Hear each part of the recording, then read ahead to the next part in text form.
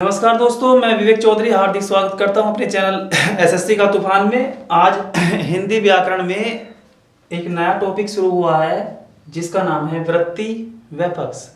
आप लोगों ने हिंदी व्याकरण में बहुत कम से पार्ट देखा होगा और इसके प्रश्न भी परीक्षा में लगभग आपने देखा होगा कि ना के बराबर ही पूछे गए हैं। लेकिन जैसे कुछ परीक्षा होती हैं जैसे यूपी ट्रिपल एससी पैट हुआ और वन विभाग की परीक्षा होगी जिसमें लगभग 80 नंबर की हिंदी आती है, तो आप खुद सोच लीजिए उसमें हिंदी के जब 80 प्रश्न आएंगे तो कहाँ से लिए जाएंगे वो क्वेश्चन। लगभग हर टॉपिक से एक का दो प्रश्न बनेगा तब जाके 80 प्रश्न बनेंगे। ठीक है, तो इसलिए इस पार्ट को हमने रखा है। शायद आपने इसको कम पढ़ा हो तो आज आपको ये वृत्ति और पक्ष के बारे में इस वीडियो में लगभग सभी इसके बारे में जानकारी मिल जाएगी। ठीक है, तो सबसे पहले हम शुरू करते हैं पक्ष और वृत्तियां क्या क्या चीज होती हैं। तो ठीक है, तो वृत्ति को तो अंग्रेजी में कहते हैं मोड और पक्ष को कहते हैं एस्पेक्ट, ये अंग्रेजी इनका नाम है। तो सबसे पहले हम शुरुआत करते हैं पक्ष से कि पक्ष होते क्या हैं। हिंदी में पक्ष किसको कहा जाता है। ठीक है, तो इसकी परिभाषा होती है कि सहायक क्रिया, तो आप जानते ही होंगे सहायक क्रिया अंग्रेजी में हेल्पिंग वर्ब, जो क्रिया की जो सहायता करती हो, है ना, तो उसको सहायक क्रिया कहते हैं। तो सहायक क्रिया के वे अंश, क्रिया के वे अंश जिससे क्रिया का पूर्ण होना या अपूर्ण आवृत्ति मतलब बार बार आना, है ना, और तथा स्थिति का क्रिया का पूर्ण होना अपूर्ण होना आवृत्ति या तथा स्थिति का बोध होता है वो क्या कहलाते हैं, वो पक्ष कहलाते हैं।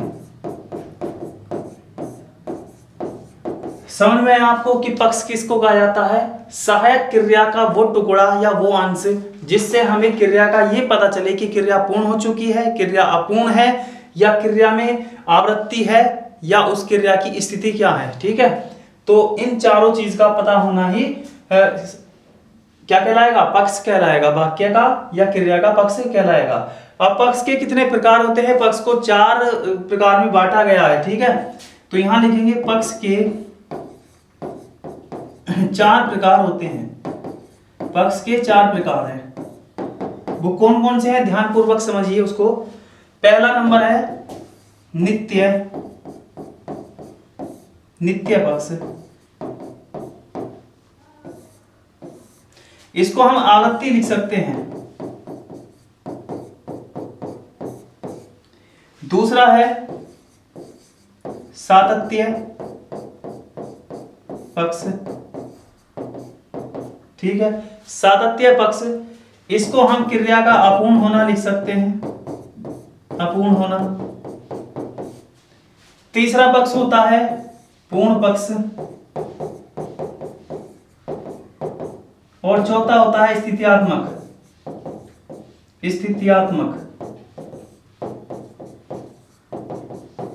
तो ये पक्ष के 4 भाग होते हैं। ठीक है, सबसे पहला नित्य पक्ष आवृत्ति, दूसरा है सातत्य पक्ष क्रिया का अपूर्ण होना, और पूर्ण पक्ष स्थित्यात्मक पक्ष।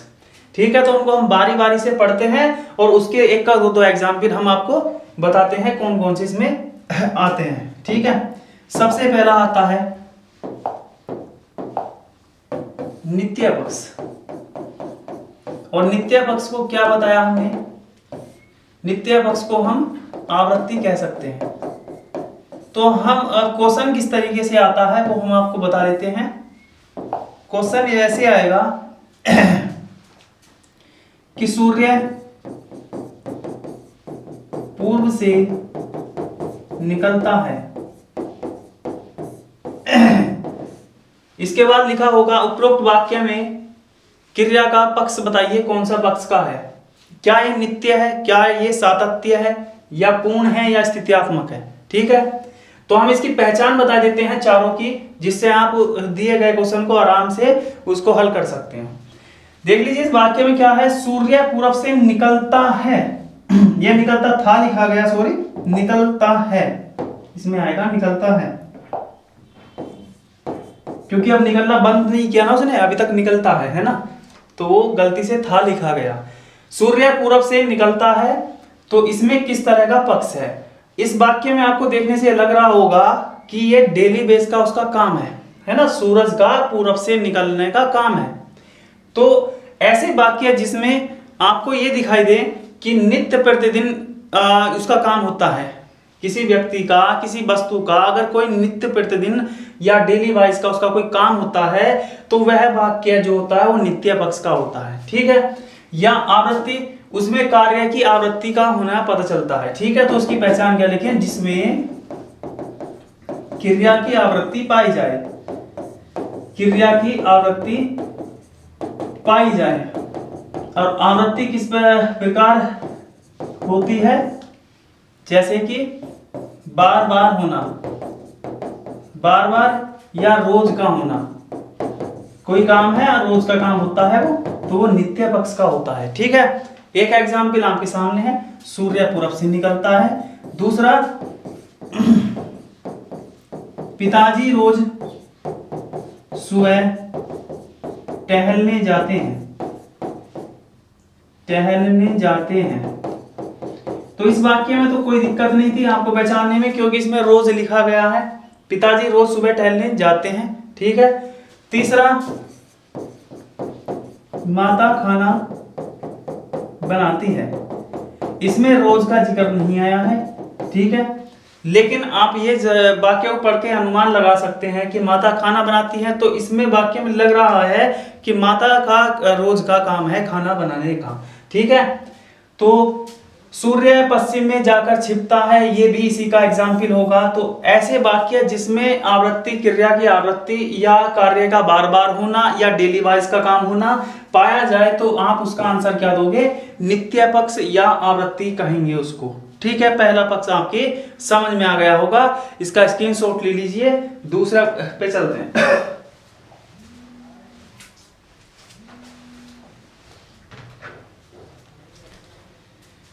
दूसरा है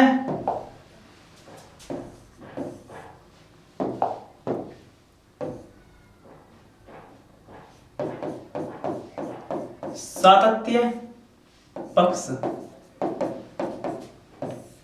उसको कहते हैं अपूर्ण, उसको कहते हैं अपूर्ण।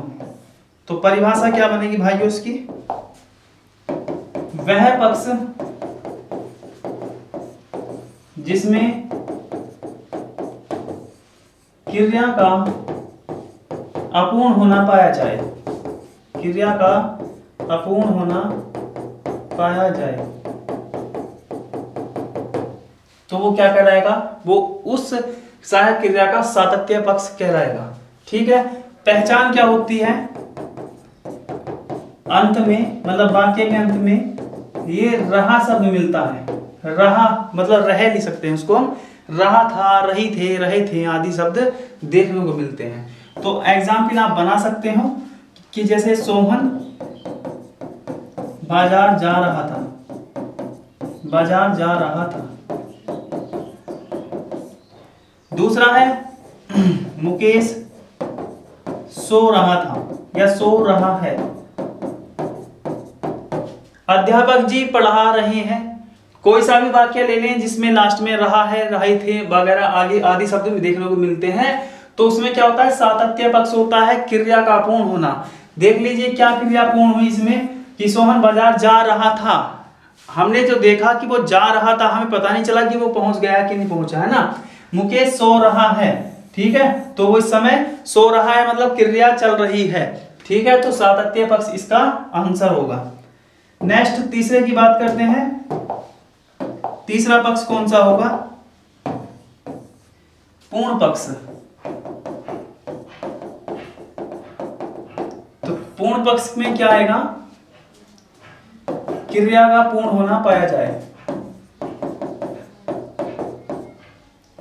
होना पाया जाए, तो तब इसका आंसर आप करते होगे क्रिया अगर किसी वाक्य में लगती है कि आप वो काम हो चुका है ना, तो क्रिया का पूर्ण होना जिसमें पाया जाए वो उसका पूर्ण पक्ष कहलाता है।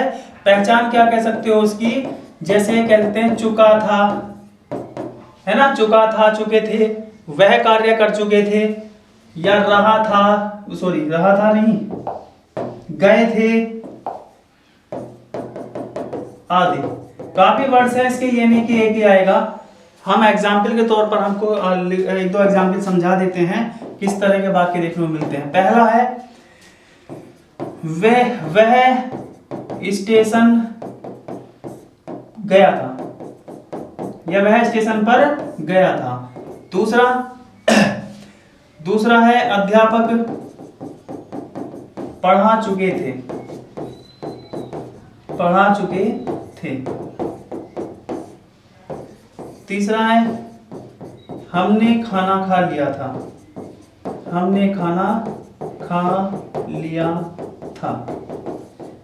तो ये 3 एग्जाम्पल काफी है आपको समझने के लिए कि पूर्ण पक्ष कौन सा होता है जिसमें क्रिया का पूर्ण होना पाया जाए, वह पक्ष जो है पूर्ण पक्ष कहलाता है।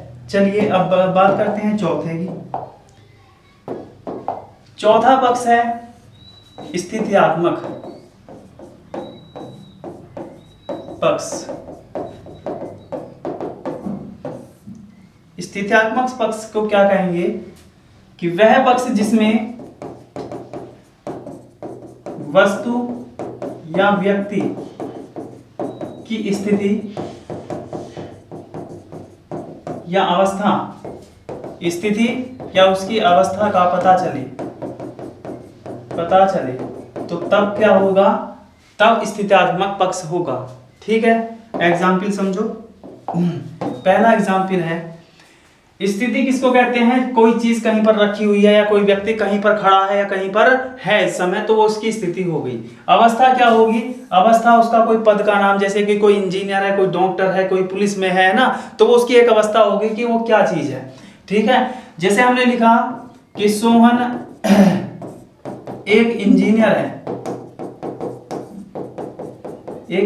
है, तो इस वाक्य को हम इस तरीके से पढ़ सकते हैं कि सोहन एक इंजीनियर पद पर आसीत है, मतलब एक इंजीनियर के पद पर बैठा है, तो उसकी क्या स्थिति हो गई कि वो इंजीनियर के पद पर बैठा है। अगर आप उसको स्थिति ना समझे तो उसको हम अवस्था कह सकते हैं कि सोहन की क्या अवस्था है, वो एक इंजीनियर है। ठीक है, दूसरा, कुएं में बहुत सारे मेंढक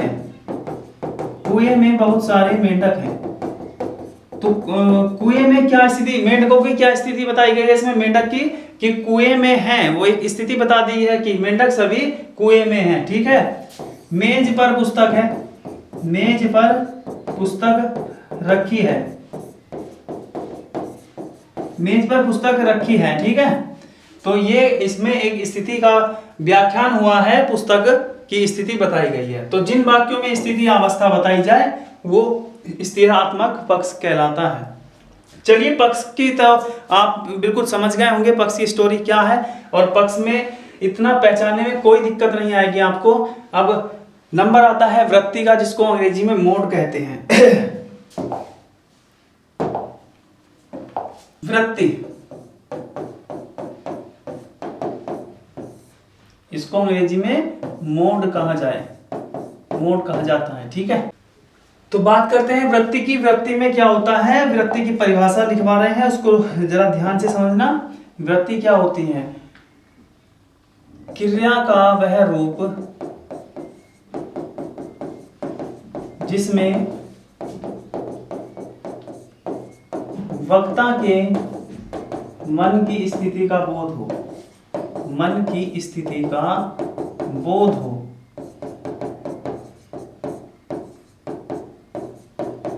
वृत्ति कहलाती है। अब ये वक्ता कौन है, वक्ता वो है जिसने कोई बात कही है, या अर्थात कोई वाक्य बोला है, हमने कोई चीज बोल दी तो हम वक्ता हुए ना। उस तरीके से जो बोलने वाला होता है उसको वक्ता कहते हैं।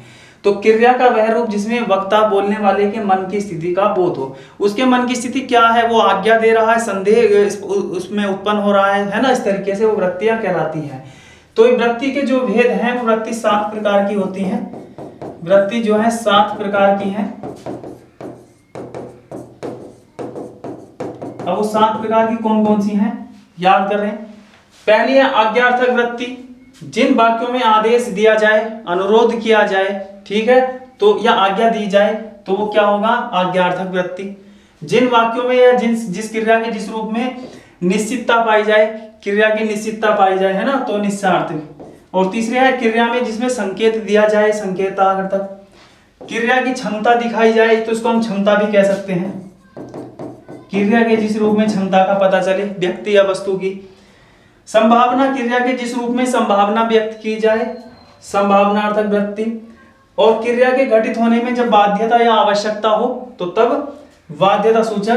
तो यहां हम लिख सकते हैं बाध्य मतलब रुकावट या आवश्यकता। आवश्यकता मतलब कोई काम हमें मजबूरी में करना पड़ रहा हो, है ना, तो हमें वो काम करने की आवश्यकता है, तो तब बाध्यता सूचक। और लास्ट है 7वां संदेहार्थक, क्रिया के जिस रूप में संदेह उत्पन्न हो तो वह क्रिया क्या कौन सा वृत्ति कहलाएगी, संदेहार्थक वृत्ति कहलाएगी। हम इनको बारी बारी से 2-2 3-3 एग्जाम्पल बताते हैं। तो पहली है आज्ञार्थक वृत्ति।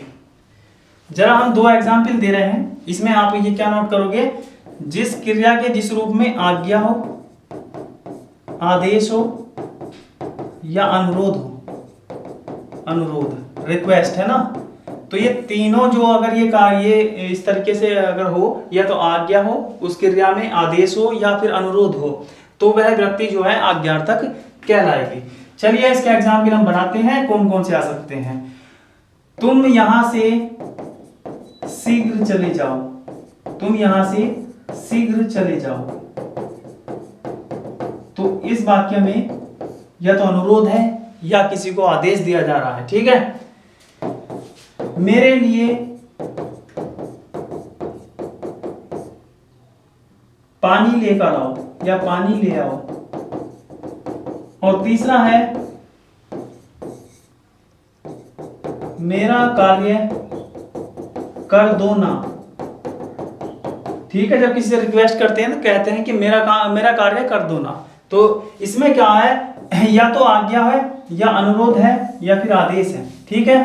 तो ऐसी वृत्तियां क्या कहलाएंगी, आज्ञार्थक वृत्तियां कहलाएंगी। उम्मीद है आपको समझ में आ रहा होगा। चलिए बात करते हैं आगे की। दूसरा है निश्चयार्थक वृत्ति। निश्चयार्थक वृत्ति क्या होती है, क्रिया के जिस रूप में निश्चितता पाई जाए, क्रिया में निश्चितता पाई जाए। परिभाषा आप बना सकते हो, कोई दिक्कत नहीं है, ठीक है। तो हम एक दो एग्जाम्पल के तौर पर इसको समझा रहे हैं। तो इसमें कौन कौन से वाक्य आ सकते हैं, जैसे पहला है वह स्कूल जाता है। अब वो किसी ने ये बात बोली है, वक्ता ने, कि वह स्कूल जाता है, कोई निश्चित होकर ही तो बोली होगी ना, ठीक है। तो उसमें जिस क्रिया में निश्चितता पाई जाए तो वह क्या कहलाएगी, निश्चयार्थक वृत्ति कहलाएगी। दूसरा, मैंने अभी खाना खाया है, मैंने अभी खाना खा लिया है, तो ये भी इसी का हुआ, एक निश्चित होकर कह दिया है हमने कि अभी अभी खाना खा लिया है, ठीक है। तो ये दोनों किस उसमें आएंगी, वृत्ति में, निश्चयार्थक वृत्ति में आएंगी, ठीक है। अब बात करते हैं तीसरे की।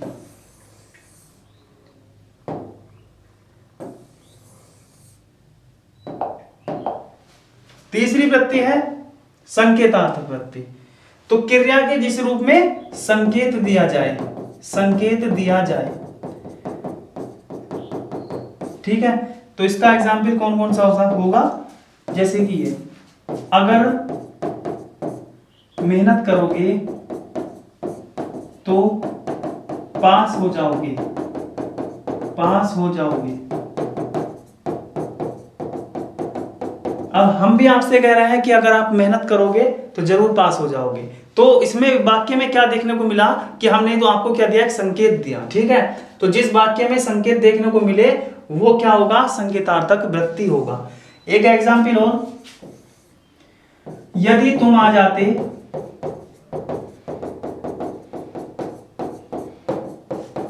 तो सोहन मिल जाता, सोहन मिल जाता।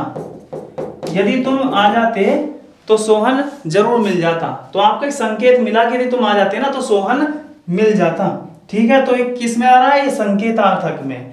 वाक्य दिया होगा, उसमें वृत्ति पूछी जाएगी, उस वाक्य से उस वाक्य को ये देखना कि उसमें क्या चीज लग रहा है। आदेश है तो आज्ञार्थक, निश्चित होकर बात कही जा रही है तो निश्चयार्थक, संकेत दिया जा रहा है तो संकेतार्थक। अभी बात करते हैं अगलों की, ये क्या होंगे। ठीक है, तो इसको हटाते हैं।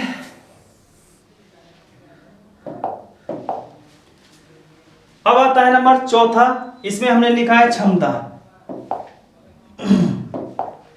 अब वो क्षमता क्या होती है, सामर्थ्य आप जानते हो, फिजिक्स में पढ़ा होगा। सामर्थ्य क्या होता है, किसी भी वस्तु की क्षमता। ठीक है, कि वह इतना किलो वजन उठा सकता है, वो उसकी एक क्षमता हो गई है ना। ठीक है, तो अब वजन उठाना ही क्षमता नहीं होती, कोई कार्य करना भी किसी की क्षमता होती है। तो इस प्रकार हम एक दो एग्जाम्पल बनाते हैं कि जैसे यह कार्य मुझसे नहीं होगा, मुझसे नहीं होगा या होता तब भी चलेगा। ठीक है, यह कार्य मुझसे नहीं होता, इसमें क्या देखने को मिल रहा है, इसमें मेरी सामर्थ्य देखने को मिल रही है, मेरी क्षमता देखने को मिल रही है, ये काम मुझसे नहीं होगा। ठीक है, दूसरा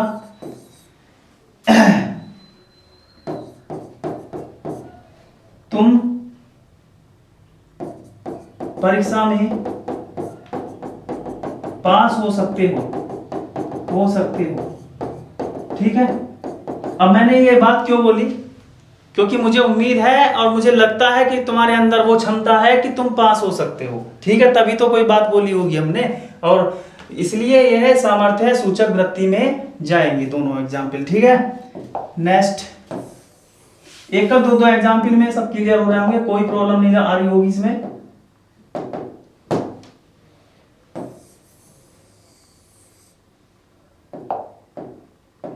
अरे रफ हो जा भाई।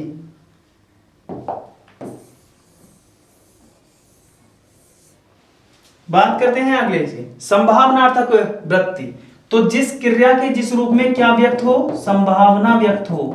ठीक है, उसको उस वृत्ति को हम क्या कहते हैं, संभावनार्थक वृत्ति कहते हैं। कौन से एग्जाम्पल होंगे इसके, पहला एग्जाम्पल है शायद आज बारिश हो जाए, शायद आज वर्षा हो जाए या वर्षा होगी, है ना। तो इसमें क्या हो रहा है, इस वाक्य में आपको संभावना देखने को मिल रही है। दूसरा संभवतः कल तक आप पहुंच जाओगे, आप पहुंच जाओगे। तो क्रिया के जिस रूप में संभावना दिखाई दे तो उसका आंसर आप क्या लगाओगे, संभावनार्थक वृत्ति लगाएंगे। ठीक है, ये भी आपको समझ में आ गया होगा। नेक्स्ट, बाध्यता सूचक वृत्ति क्या होती है, बाध्यता सूचक वृत्ति क्या होती है। तो क्रिया के जिस रूप में बाध्यता देखने को मिले और आवश्यकता से अनुसार हमें काम करना पड़े, मतलब मजबूरी सी दिखाई दे कि हमें यह काम जरूर ही करना पड़ेगा। ठीक है, तो इसके एग्जाम्पल लिख रहे हैं। पहला एग्जाम्पल है बाध्यता का कि यह कार्य तो मुझे करना ही पड़ेगा, करना ही पड़ेगा। अब मुझे कोई आवश्यकता होगी जब मुझे कोई आवश्यकता होगी या मेरे सामने मजबूरी होगी तभी तो मैं यह काम करने को कहूंगा। यह कार्य तो मुझे करना ही पड़ेगा, मेरे सामने मजबूरी है, चाहे कितनी भी रुकावट आ जाए करना ही पड़ेगा, चाहे कितनी भी बाध्यता लग जाए तब भी करना ही पड़ेगा। ठीक है, तो क्वेश्चन में साफ साफ दिखाई दे रहा है कि बाध्यता सूचक वृत्ति है इसमें। दूसरा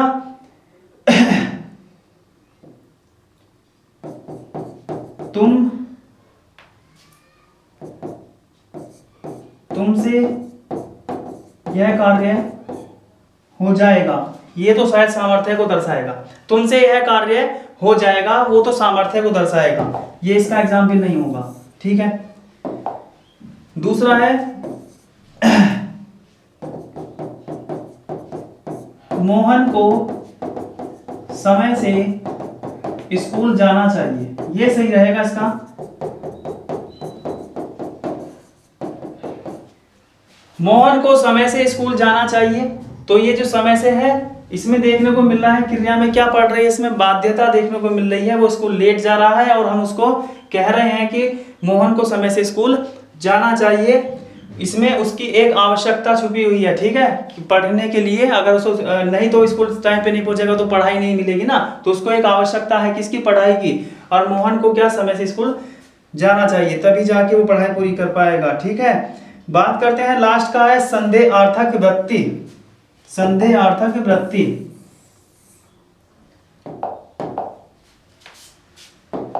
तो क्रिया के जिस रूप में क्या देखने को मिले, संदेह मिले, क्रिया में संदेह दिखाई दे तो आप आंसर क्या दोगे, संदेहार्थक वृत्ति आंसर दोगे आप। एग्जाम्पल, उसने खाना खा लिया होगा, हमने लिखा कि उसने खाना खा लिया होगा, हमने बोल तो दिया खाना खा लिया होगा, क्या मैं निश्चित होकर कह रहा हूं कि खा लिया होगा, नहीं। अगर मैं कहता कि मैंने उसने खाना खा लिया है तो तब मैं निश्चित होकर बोला था, है ना, लेकिन इसमें क्या लिखा है, खा लिया होगा, है ना, मतलब मुझे क्या है, उसकी क्रिया पर संदेह है कि शायद उसने खाया होगा या नहीं खाया होगा, है ना, तो इसका आंसर क्या दोगे आप, संदेहार्थक वृत्ति दोगे। दूसरा, उन्होंने मैच जीता नहीं होगा, तो ये भी संदेहार्थक को ही दर्शाता है, ठीक है, उन्होंने मैच जीता नहीं होगा। तीसरा, पिताजी आ गए होंगे, आ गए होंगे, तो तीनों वाक्य में क्या दिखाई दे रहा है, क्रिया में उसकी संदेह दिखाई दे रहा हो, तो ठीक है। पक्ष कितने प्रकार के होते हैं भाइयों, 4 प्रकार के, नित्य, सातत्य, आप नित्य को ही आवृत्ति कहते हैं, सातत्य को क्रिया का अपूर्ण होना कहते हैं, तीसरा पूर्ण पक्ष जिसमें क्रिया का कंप्लीट होना पाया जाए, और चौथा स्थित्यात्मक जिसमें वस्तु या व्यक्ति की स्थिति या अवस्था का बोध हो, ठीक है, वो पक्ष 4 हो गए हैं।